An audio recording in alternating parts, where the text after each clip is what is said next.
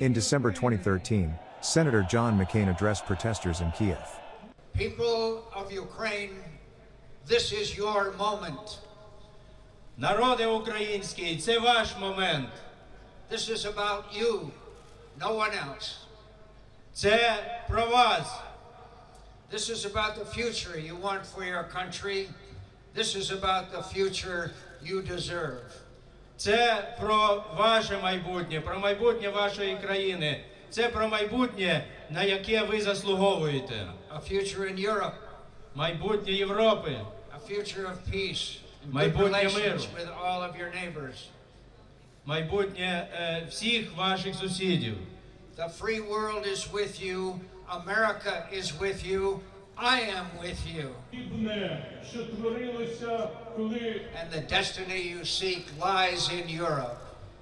І ваша доля, як ми вважаємо, знаходиться в об'єднаній Європі. Ukraine will make Europe better, and Europe will make Ukraine better. Thank you. Thank you. On November 30, 2013, protests began after President Viktor Yanukovych did not sign the association agreement with the European Union. That evening, Kiev police attacked demonstrators who had gathered on the city's Maidan Square. Many of those injured by the police were students. The next day, hundreds of thousands of Kievans took to the streets to express their anger and frustration with the government and their support for the protesters injured the night before. The protest became a tent camp and eventually a revolution. On December 11, 2013, U.S. Assistant Secretary of State Victoria Nuland commented on Ukraine after meeting with President Yanukovych. I have no doubt after our meeting that President Yanukovych knows what he needs to do. The whole world is watching. We want to see a better future for Ukraine. I made it absolutely clear to him that what happened last night, what has been happening in security terms here, is absolutely impermissible in a European state, in a democratic state. The United States stands with you in your search for justice, for human dignity, for security, for economic health, and for the European future that you have chosen and that you deserve. The 2014 Maidan Revolution in Ukraine refers to 5 days of mayhem from February 18 to 23. Together with the earlier period of protests, it is known as Euromaidan. Hello, how are you? Good to see you. We're here from America. Would you like some bread? Please take something. Thank you for coming here. This was Nuland and Payat visiting Independence Square in Kiev in December, handing out food to protesters and police. When you're a high-ranking official talking about diplomatic efforts in Ukraine, the last thing you want to do is drop your guard. So that would be great, I think, to help glue this thing and have the UN help glue it. And, you know, the EU. But that is exactly what reportedly happened between US Assistant Secretary of State Victoria Nuland and US Ambassador to Ukraine Jeffrey Payat. The exchange has since surfaced online, including the crude swipe at the European Union. The audio clip of a woman and man, said to be Nuland and Payat, hears them discussing strategies to work with the three main opposition figures. There is a suggestion for Nuland to contact Klitschko directly to play to his top dog sensibilities, while Nuland refers to getting the United Nations involved in a political solution. And that's where the unfortunate comment arises. I'm obviously not going to comment on private diplomatic conversations, other than to say it was pretty impressive tradecraft. The audio was extremely clear.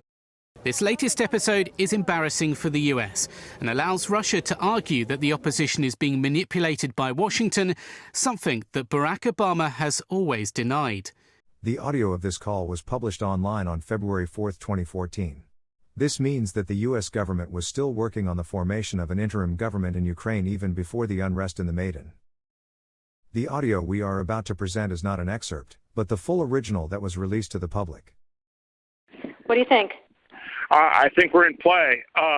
The Klitschko piece is obviously the complicated electron here, especially the announcement of him as Deputy Prime Minister. And you've seen some of my notes on the troubles in the marriage right now. So we're trying to get a read really fast on where he is on this stuff. But I think your argument to him, which you'll need to make, I think that's the next phone call we want to set up, is exactly the one you made to Yachts. And I'm glad you sort of put him on the spot on where he fits in this scenario. And I'm very glad he said what he said in response. Good. So I don't think Cleach should go into the government. I don't think it's necessary. I don't think it's a good idea. Yeah, I mean, I guess you think, what, in terms of him not going into the government, just let him sort of stay out and do his political homework and stuff. I'm just thinking in terms of sort of the process moving ahead, we want to keep the moderate Democrats together. The problem is going to be Tony Book and his guys. And, you know, I'm sure that's part of what Yanukovych is calculating on all of this. I think Yachts is the guy who's got the economic experience, the governing experience. He's the guy, you know, what he needs is Cleach and Tony Book on the outside. He needs to be talking to them 4 times a week, you know. I just think Cleach going in, he's going to be at that level working for Yatsenyuk. It's just not going to work. Yeah, no, I think that's right. Okay. Good. Well, do you want us to try to set up a call with him as the next step? My understanding from that call, but you tell me, was that the big three were going into their own meeting and that Yachts was going to offer in that context a three-way, you know, the 3+1 conversation or 3+2 with you. Is that not how you understood it? No, I mean, that's what he proposed, but I think just knowing the dynamic that's been with them where Klitschko has been the top dog, he's going to take a while to show up for whatever meeting they've got, and he's probably talking to his guys at this point. So I think you reaching out directly to him helps with the personality management among the three, and it gives you also a chance to move fast on all this stuff and put us behind it before they all sit down and he explains why he doesn't like it. Okay, good. I'm happy. Why don't you reach out to him and see if he wants to talk before or after? Okay, will do. Thanks.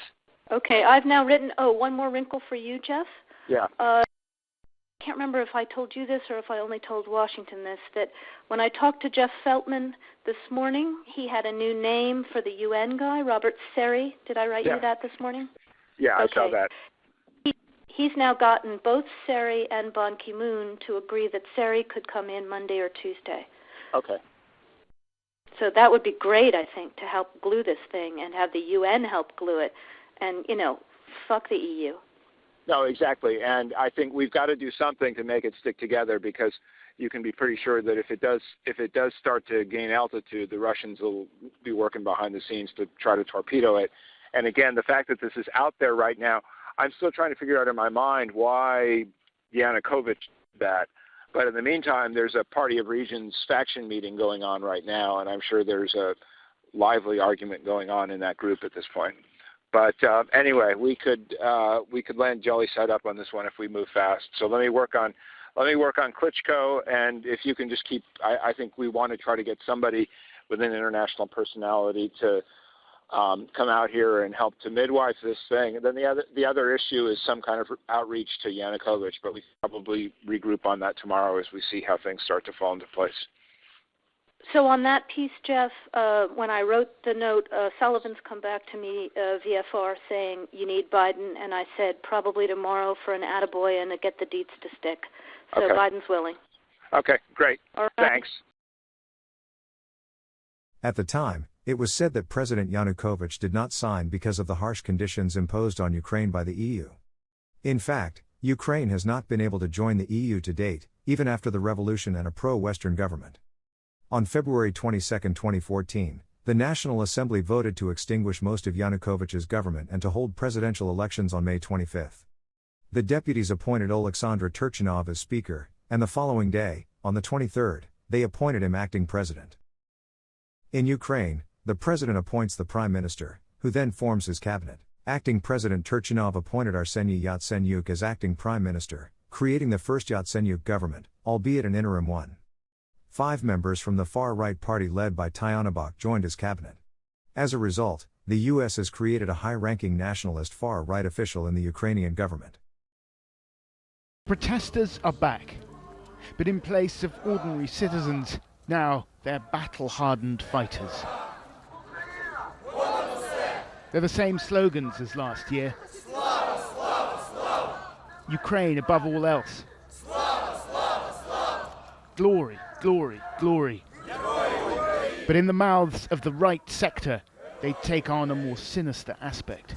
We did have a legitimate election before, and the elected president was removed after we had major street violence. There were pictures that people running around with these that we were told were neo-Nazis. First of all, the vast majority of those who participated on the Maidan were peaceful protesters. If you had a chance to see the pictures, many of us visited, including many members here. There were mothers and grandmothers and veterans. Let me note that I have. However, before you go on, I saw those pictures as well. I also saw a lot of pictures of people throwing firebombs at groups of policemen who were huddled over in a corner, where people shooting into the ranks of police. So yes, there were mothers with flowers, but there were also very dangerous street fighters who were engaged in those demonstrations. The question is, were there neo-Nazi groups involved in that? There were, as I said, almost every color of Ukraine was represented, including some ugly colors. The answer is yes, then. Ти звідки яку організацію представляєш? Без коментарів.